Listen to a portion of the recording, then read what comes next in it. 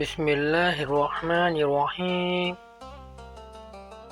حضرت آدم علیہ السلام کی پیدائش سے پہلے پروردگار عالم جل جلالہ نے اپنے بڑے احسان کے ساتھ فرشتوں کی جماعت میں آدم علیہ السلام کی پیدائش کا ذکر کیا۔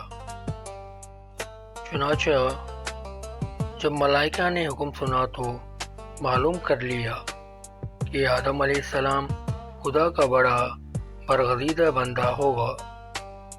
نمبر 1، اس کی پیدائش سے پہلے ہی منادی کر دی۔ نمبر 2، یہ کہ وہ خدا کا نائب ہو کر زمین میں حکومت کرے گا۔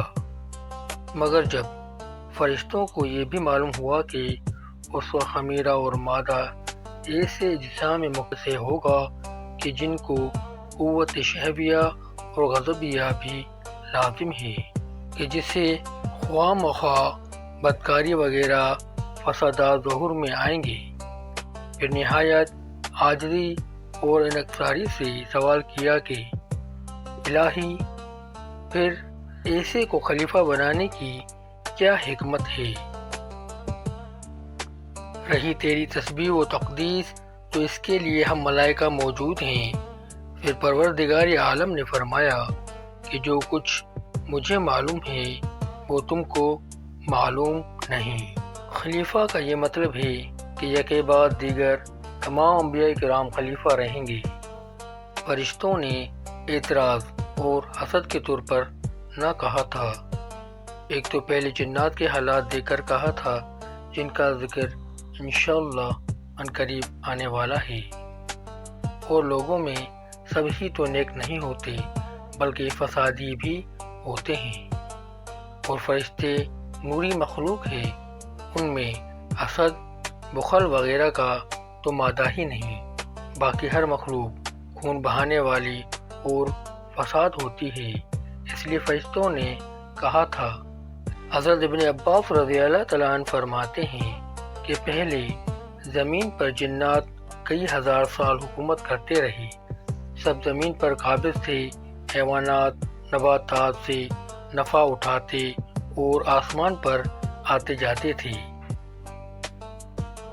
چنانچہ پروردگار عالم نے جب آدم علیہ السلام کو پیدا کرنا چاہا، جبرائیل علیہ السلام کو فرمایا کہ روئے زمین سے ہر رنگ کی مٹی اٹھا کر لا کہ میں ایک مخلوق پیدا کرتا ہوں۔ جب حضرت جبرائیل علیہ السلام زمین کے پاس گئے وہ چاہا کہ ایک مشت خاک اٹھائے تو زمین نے پوچھا کس واسطے اتنی مٹی؟ جبرائیل علیہ السلام نے جواب دیا کہ حق تعالیٰ اس سے ایک مخلوق پیدا کرے گا جو زمین پر رہیں گی۔ پھر زمین نے عرض کی میں اللہ تعالیٰ کی عزت کی پناہ پکڑتی ہوں کہ تو مجھ سے مٹی نہ اٹھا، کیونکہ کچھ لوگ نافرمانی کی وجہ سے جہنم میں جلیں گے۔ حضرت جبرائیل علیہ السلام زمین کی فریاد سن کر واپس چلے گئے۔ وہ عرض کی کہ الہی، زمین تیری عزت کی پناہ چاہتی ہے، میں تیرے نام کی عزت سے مٹی نہ اٹھا سکا۔ پھر حق تعالی شانہ نے حضرت میکائیل کو بھیجا، وہ بھی واپس آ گئے۔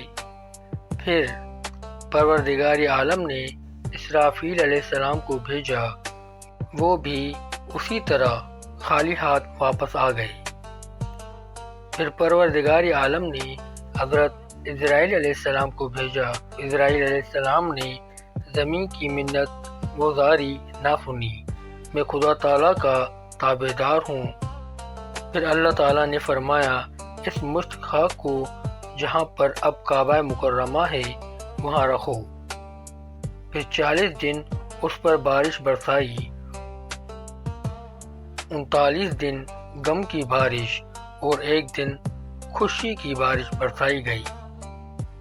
فرشتوں نے خدا تعالیٰ کے حکم کے مطابق اسی خاک کا گارا بنایا، پھر وہ کیچڑ خشک کیا گیا۔ پھر اس گارے کو خدا کے حکم سے وادی نعمان اور طائف کے راستے میں عرفات سے متصل ہے لے جا کر فرشتوں نے ڈالا۔ پھر حق تعالیٰ نے اپنے دست قدرت سے اس گارے سے حضرت آدم علیہ السلام کا خوبصورت قالب بنایا۔ بعض روایت میں ہے کہ وہ قالب 40 سال تک وہاں ہی بے جان پڑا رہا۔ جب پروردگار عالم نے چاہا تو اس قالب میں روح کو داخل ہونے کا حکم دیا۔ وہ بدن جو ٹھیکری کی طرح تھا گوشت پوست ہڈی سے بدلتا گیا۔ جب روح سینہ تک پہنچی تو حضرت آدم علیہ السلام نے اٹھنے کا ارادہ کیا تو وہ وہیں زمین پر گر گئی۔